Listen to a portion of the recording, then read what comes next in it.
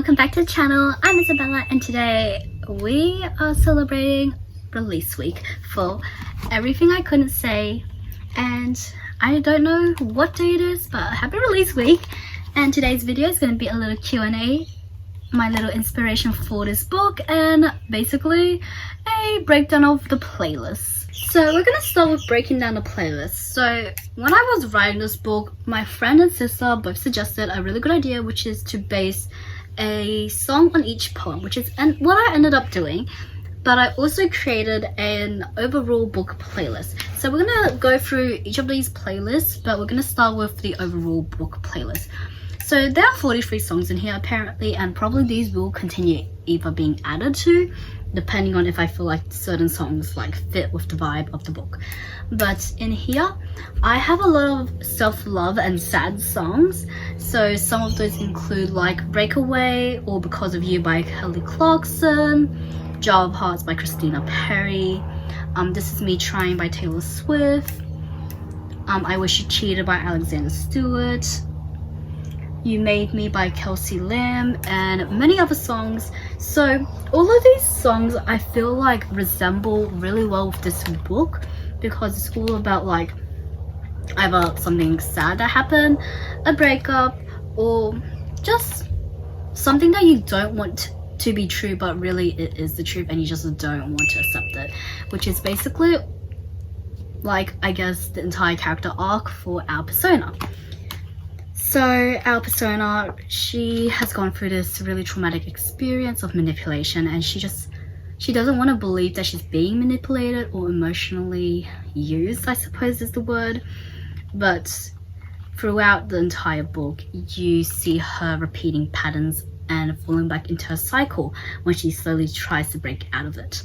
And I feel like most of these songs are really good, especially If You're Gonna Lie by Fletcher. I'm so sorry if I'm pronouncing some of these wrong, but I really feel like this song, even though I had never listened to this song prior to finding it on like one of those favorite playlists, you will know that they have like this recommended section thing.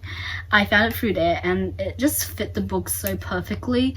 But if I was to choose a song specifically for what I would feel like encapsulates this book overall, that would be Damaged by Caleb Hearn.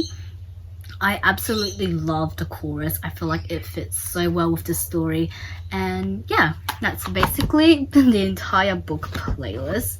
So let's go and talk about each grade individually. So beginning with grade 7, I have only 4 songs because there are only 4 poems, but I feel like grade 7 was a little introductory to our persona and I guess the plot. So there's a lot of songs, I guess, mixed between wanting to belong, since this is set in a high school environment, and feeling like you're suffocated.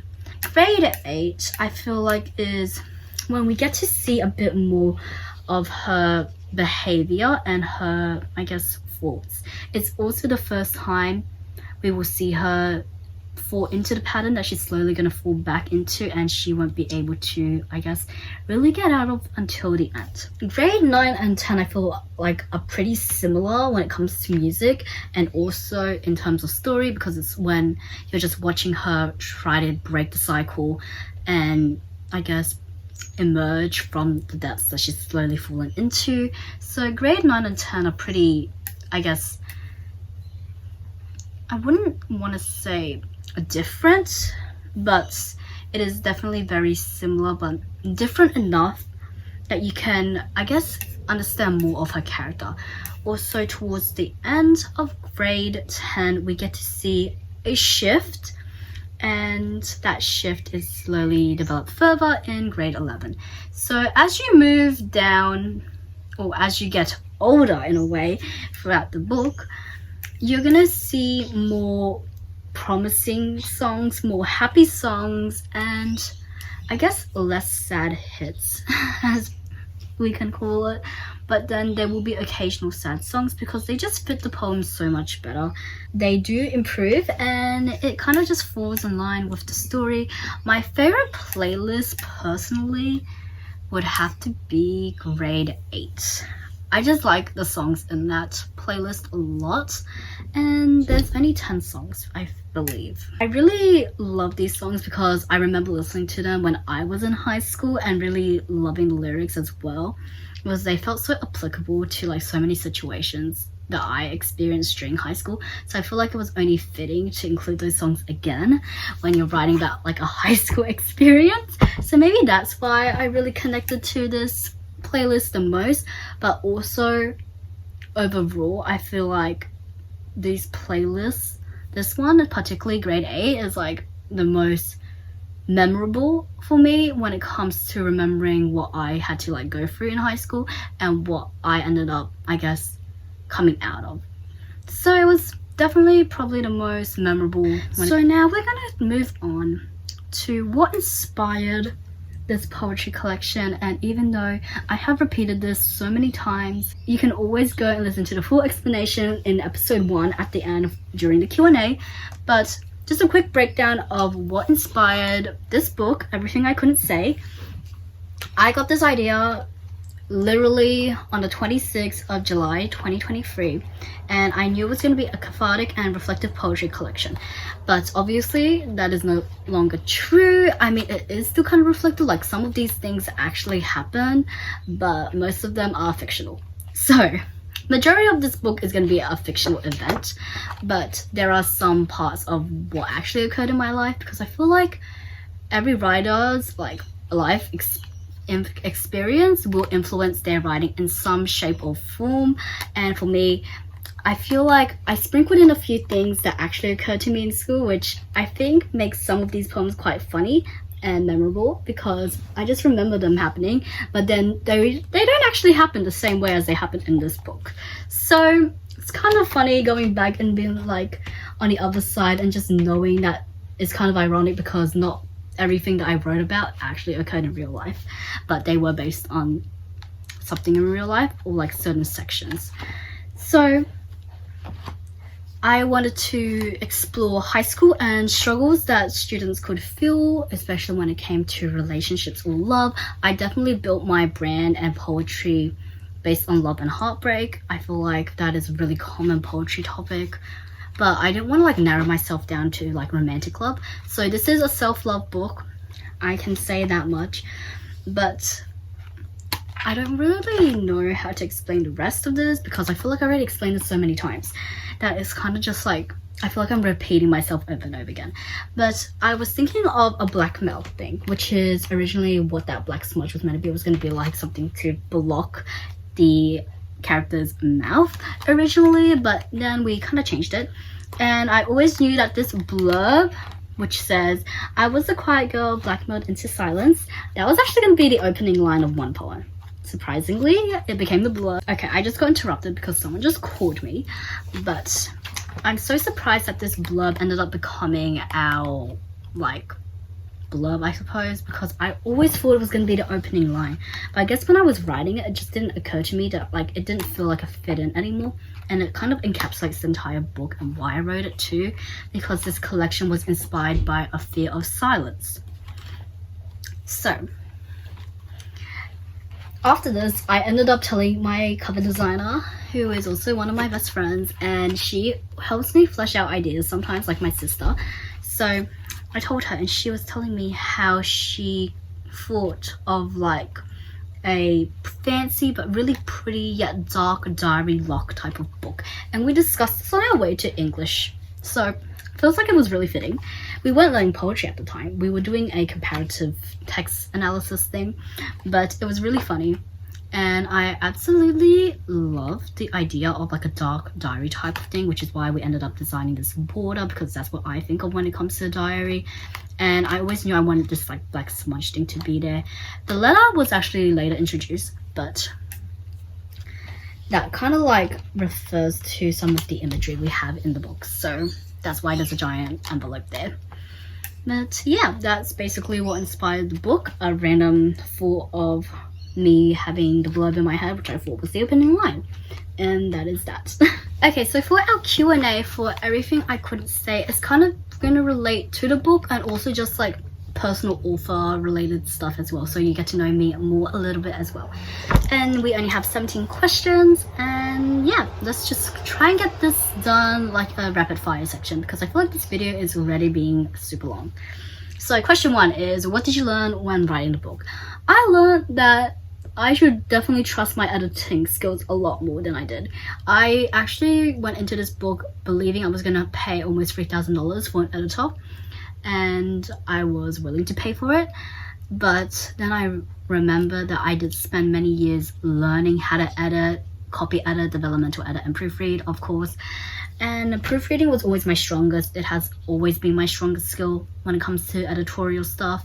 Copywriting was my next strongest, but for beta reading, I used that instead of developmental editors, because I knew getting a larger group of people would be overwhelming, but it would also benefit the story overall a lot more than just getting one editor.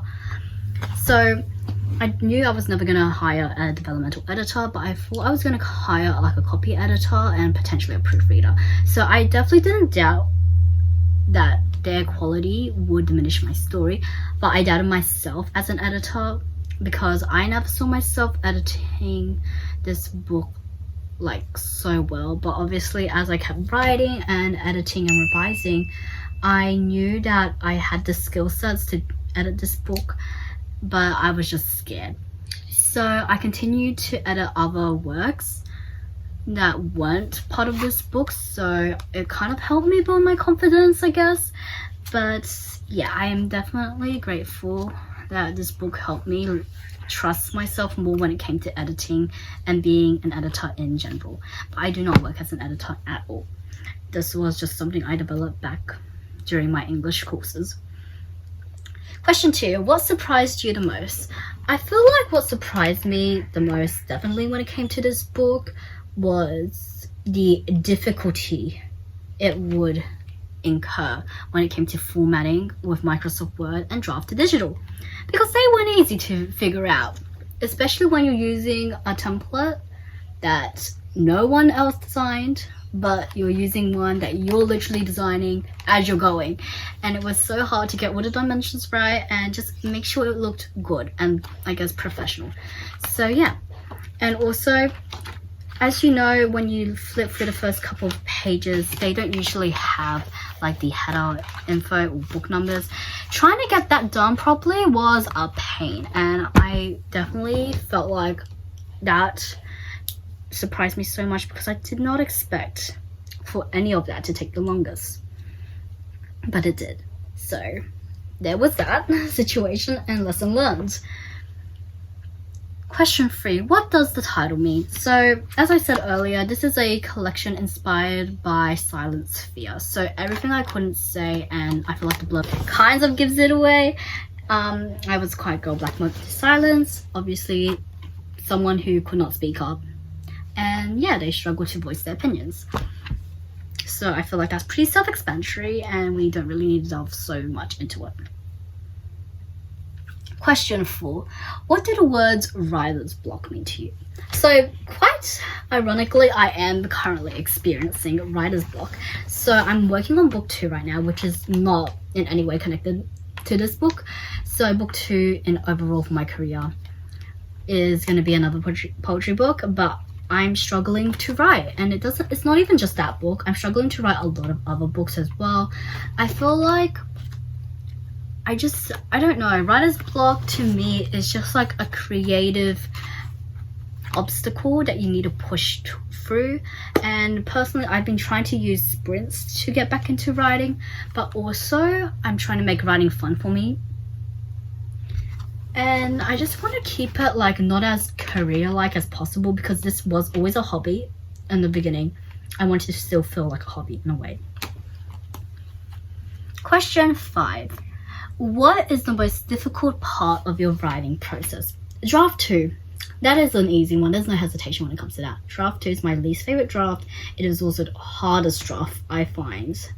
So sometimes draft 1 can prove difficult, but after I get draft 1 done, even though it could take me years or months, I don't really mind, because I'll end up finishing it in the end. Unless I feel like the story idea is like completely bad, then I will probably stop.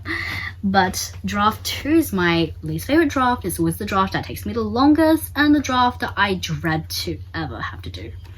I don't know what it is about draft 2 because I love editing overall in general, but I feel like there's something about the draft 2 situation that I just don't want to have to do. Question 6. How long have you been writing, or when did you start? I started writing like seriously when I was 11 years old. So I feel like that's pretty late, but I know a lot of writers start writing a lot later in their career as well, and they found success. But for me, I always knew I was very business minded. I just didn't really know what business I wanted to kind of like pursue, I suppose. And I was definitely crazy. I jumped from many different industries. I went from hospitality to retail to beauty to fashion and many more. So when I finally landed in my crazy writing phase, I thought it was going to be like that. I thought it was going to pass off. But also, I didn't start out writing intending to self-publish. I actually always thought I would be traditionally published or go that route and get an agent. I did tons of research on it. I spent literally almost all my like early high school years, most of my primary school years, researching about it too. So I was surprised when I ended up creating my own company. And here we are. This book is gonna be out literally this week. So yeah. Sometimes things just surprise you, but if I went back and told my younger self that I would end up having an author business, I don't think she'd believe me. Honestly, I feel like she would just think that I'm lying to her, because I told myself that I wanted to do all these other businesses back then, which I may end up doing potentially, but I also feel like it's not for me because I don't think I'm gonna go as crazy as I was back then. So with the knowledge I have now, I don't see it happening anytime soon, let alone ever. Okay, question 7. What advice would you give to a writer working on their first book? I absolutely love and hate this question because whenever it comes to advice, I feel like it's so general that it can only be applied if it would work, but some people don't always work when it comes with advice. So for me, when people always just say start writing, yes, but also if you're a plotter, that doesn't always work because you need an outline and you have to start the outline before you can start drafting your book. And then when it comes to pantsing, a lot of people will tell them to outline to help them see the next one. They might struggle to do that as well. So if you're going to ask me for advice, the only advice I can give you is to really figure out your purpose or your why, either as an author or for this book. So for me, my purpose as an author is to inspire other writers, because that's what I've always wanted to do. I always wanted to inspire people to follow their creative dreams, because being business minded, it can be overwhelming when you want to start a business, but also I understand how like grueling and critical the creative business can be. So that's always been what my purpose is as an author. But my purpose for this book is to show people that they're not alone and to help others feel loved. So yeah, my advice to any writer, whether you're working on your first draft or your 15th book, it is to always know your purpose and why for what you're doing this for. Okay, question 8. What to you are the most important elements of good writing? So I feel like the most typical answer for this would be a plot, edited work, good character development, etc. But personally, as long as the story is enjoyable to read, I don't really mind. So it can be like super simple vocabulary, could be written really simplistically, but as long as I'm enjoying the book, I'm gonna consider that good writing, which is super subjective, honestly. So I feel like everyone's gonna have a different answer, but as long as it's enjoyable, and even though it can have typos, I would not say that I have not found a book that most of the time wouldn't contain one typo or some wrong punctuation.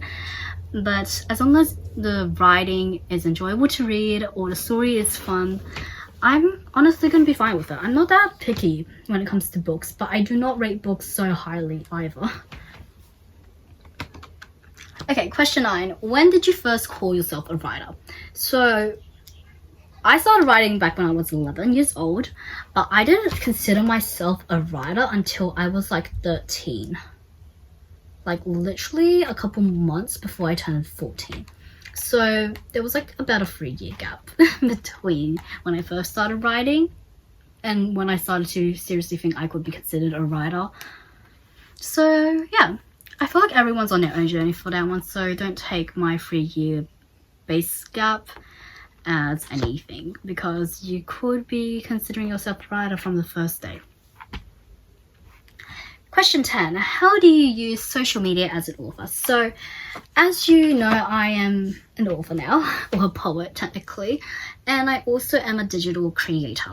So, personally for me as an author, how I use social media is showing you behind the scenes, writing updates, publishing timelines, these kind of fun videos during release week, Q&As, and just like I prefer to use social media as a way for people to get to know me as a person rather than, oh, I just published this book, please buy it. I don't really see it as a marketing tool. Like, yes, I use it for marketing occasionally, but like it's that or you use ads, and those can be really expensive.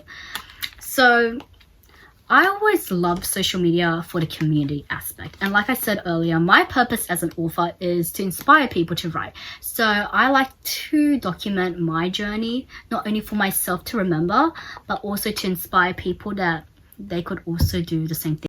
Okay, so I have no idea what I was talking about because I just got an alarm to go and post something on my TikTok because I forgot to do so. Also, if you haven't been following my TikTok, I've been posting quotes for this book. So if you need a bit more encouragement to go and read this book, or if you just want to see what some of the quotes are or like some of the poems are like, definitely go check my TikTok out. And yeah, so also, oh right, social media as an author. Now you just literally saw me do that literally a few seconds ago, but yeah, sometimes I'll mention my book occasionally because I feel like I really should put up a sign or put something on my phone that lets people know I'm filming because I keep getting disrupted.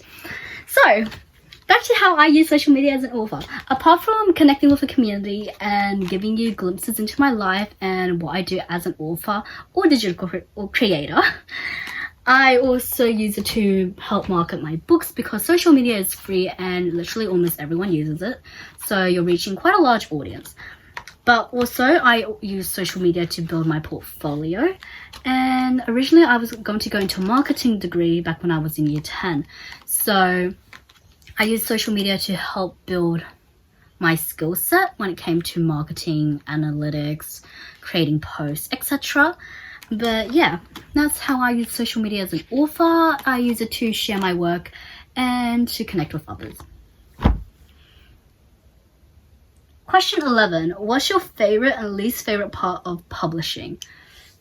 That was a good one. Okay, so my least favorite part of publishing this book was definitely the formatting. That was the most stressful experience I have been through, especially when it came to this.